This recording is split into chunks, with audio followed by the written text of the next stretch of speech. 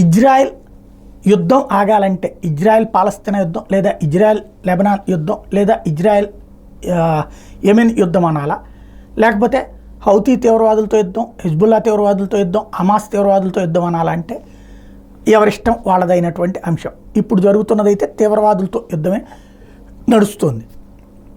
ఇందులో కీలకమైనటువంటి అంశం ఏంటంటే ఎలా యుద్ధం ముగుస్తుంది. ఒకటి, తీవ్రవాదులు ఆయా దేశాలను వదిలేయడానికి లేదా ఆయా దేశాల్లో ప్రజాస్వామ్య ప్రభుత్వాలు నడపడానికి అంగీకరించాలి. అందుకు ఎవరూ సిద్ధంగా లేరు. వాళ్ళ డామినేషన్ ఆ దేశాల్లో ఉండాలనుకుంటున్నారు. అదే సందర్భంలో ఇజ్రాయెల్ వాళ్ళ సావేదాలను చావనీయమని వదిలేయాలి. అలా వదిలేస్తే రోజు తీవ్రవాద దాడులు జరుగుతూనే ఉంటాయి వాళ్ళ దేశం మీద. ఇప్పుడు ఇక ఉన్న పరిష్కారం ఏంటి? హమాస్ని కంప్లీట్గా ఎలిమినేట్ చేయటం. అదే సందర్భంలో అరబ్ దేశాల ద్వారా అక్కడ పాలనను నడిపించడం, పాలన గాడిలో పెట్టడం, సాధారణ ప్రజలకి ఉపాధి అవకాశాలు అలాగే తాత్కాలిక వసతి ఏర్పాట్లు చెయ్యాలి.